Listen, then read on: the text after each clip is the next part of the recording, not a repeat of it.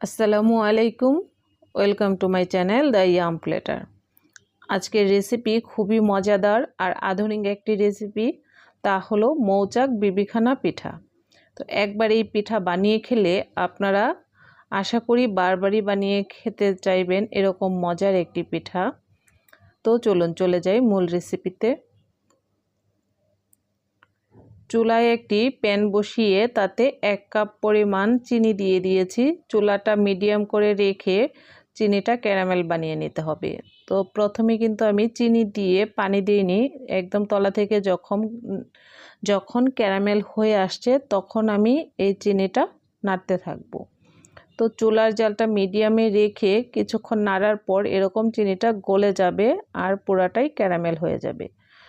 তো আপনারা চেষ্টা করবেন চুলার জাল মিডিয়ামে রেখে ক্যারামেলটা বানানোর, যেন ক্যারামেল পুড়ে না যায়। ক্যারামেল পুড়ে গেলে কিন্তু তেতো হয়ে যাবে, এটা আর খাওয়া যাবে না। তো ক্যারামেল হয়ে গেলে এখানে আমি 1 কাপ পরিমাণ পানি দিয়ে দিলাম। তো চিনি আর পানির পরিমাণটা আপনারা সমান রাখার চেষ্টা করবেন। তো এটা আমি নেড়ে একদম ক্যারামেলটা পানির সাথে ভালোভাবে মিশিয়ে নেব। তো পানি দেওয়ার সাথে সাথে কিন্তু ক্যারামেলটা একটু দলা পাকিয়ে যাবে, এটা ভয়ের কিছু নেই। কিছুক্ষণ নাড়তে থাকলে এটা আবার একদম পানির সাথে গলে যাবে। তো পানির সাথে গলে যাওয়ার পর এটা আমি ঠান্ডা হওয়ার জন্য একটি সাইডে রেখে দিয়েছি। আর এখানে আমি 3টি ডিম ফাটিয়ে নেব। তো আপনারা রুম টেম্পারেচারের 3টি ডিম নেবেন, ডিমগুলো যেন ফ্রিজের না হয়। আমি মোটামুটি বড় সাইজের 3টি ডিম নিয়েছি। ডিমগুলো এখন একটু ফেটে নেব। এত জোরে ফাটবেন না যেন ডিমগুলো ফোম হয়ে যায়, এরকমভাবে ফেটা যাবে না, জাস্ট শুধু একটু ভালো করে মিশিয়ে নিতে হবে। এই পিঠা বানানো কিন্তু খুবই ইজি, আপনাদের কাছে কঠিন কিছুই মনে হবে না। ভিডিওটা আপনারা যেভাবে দেখছেন সেমভাবে বানালেই হয়ে যাবে। তো ডিমটা ভালো করে ফেটিয়ে এখানে দিয়ে দিচ্ছি 1/4 কাপ কনডেন্স মিল্ক। এখানে কিন্তু কনডেন্স মিল্কটাই আপনারা দিবেন, চিনি দিবেন না। চিনি দিলে এটা আবার টেস্টটা অন্যরকম হয়ে যাবে, যার জন্য কনডেন্স মিল্ক দিয়ে ভালোভাবে মিশিয়ে নেবেন। তো আমার মেশানো হয়ে গিয়েছে।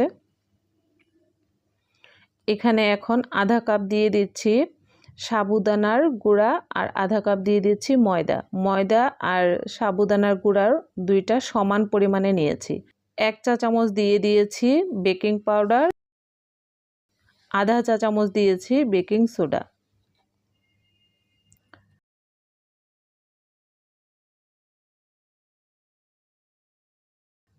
তো বেকিং সোডা আর বেকিং পাউডার এই দুইটার পরিমাণটা কিন্তু আপনারা ভালোভাবে খেয়াল করবেন, যেন কম বেশি না হয়। কম বেশি হলে কিন্তু পিঠাটা সুন্দর হবে না। তো এখন এই সবগুলো ভালো করে চেলে আমি মিশিয়ে নিচ্ছি ডিমের সাথে।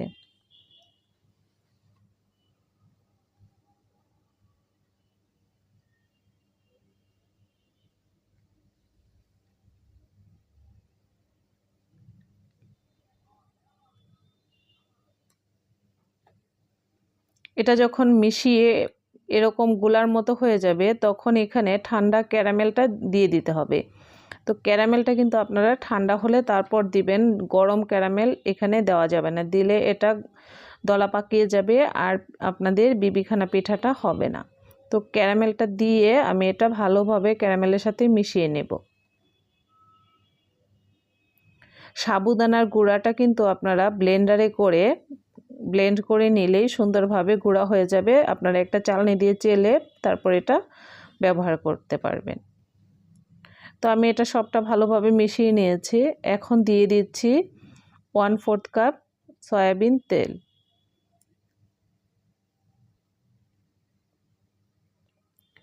তেল দেওয়ার পরেও এটা আবার ভালোভাবে মিশিয়ে নিতে হবে।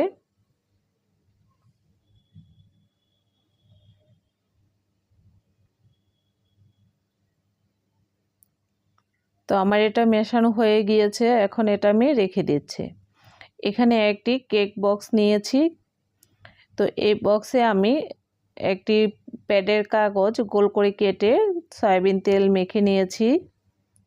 এখন এটাতে আমি কেকের ব্যাটারটা ঢেলে দিচ্ছি। বা পিঠার বেটারটা ঢেলে দিচ্ছি। পিঠা বা কেক এটা অনেকটাই কেকের মতো। তো সম্পূর্ণ বেটারটা ঢেলে দিলাম।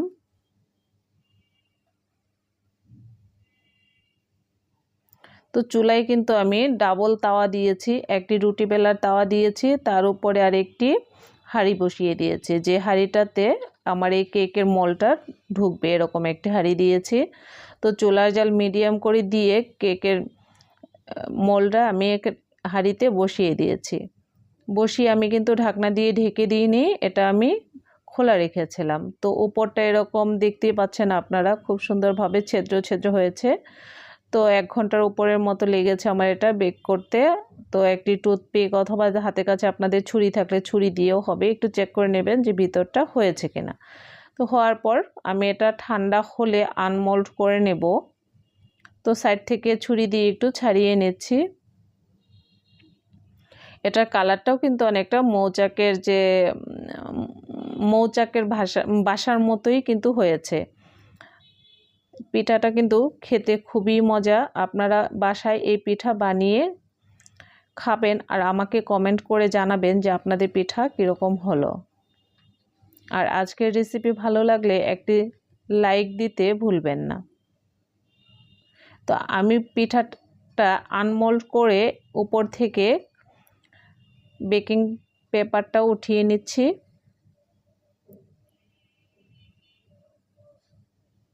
তো এভাবে টান দিলেই সুন্দরভাবে উঠে আসে। পিঠার নিচের অংশটা কিন্তু পুড়ে যায় না, আপনারা খুব ভালোভাবেই দেখতে পাচ্ছেন। আমি চুলায় বেক করেছি, তারপরেও কিন্তু খুব সুন্দরভাবেই পিঠাটা হয়েছে। কালারটাও কিন্তু খুব দারুণ হয়েছে।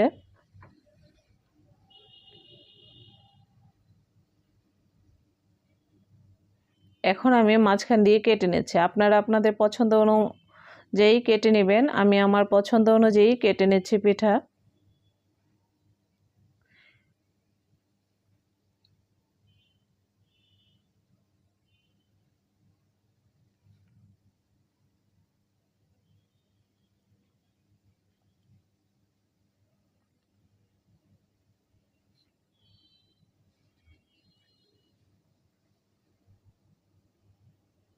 এই পিঠা কিন্তু খুবই সফট আর অনেকটা জেলি জেলি টাইপ। আপনারা এই পিঠাটা যখন মুখে দিবেন মনে হবে যে জেলি জাতীয় কোনো কিছু মুখে দিয়েছেন, এতটা সফট আর টেস্টি যে বাসায় বানিয়ে না খেলে আপনারা এটার টেস্ট অনুমান করতে পারছেন না এটা কতটা টেস্টি।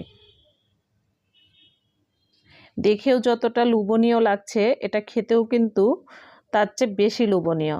আর মুখে দিলে মনে হবে আপনার স্পঞ্জ জেলি জাতীয় এরকম কিছু একটা মুখে দিয়েছেন।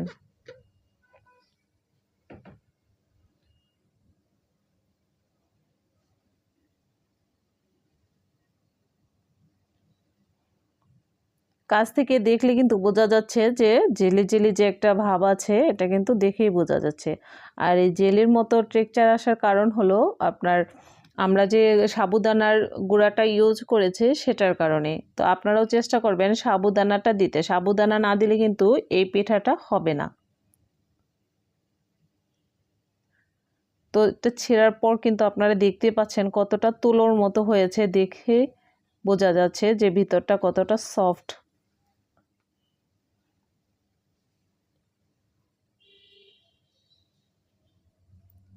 আল্লাহ হাফেজ।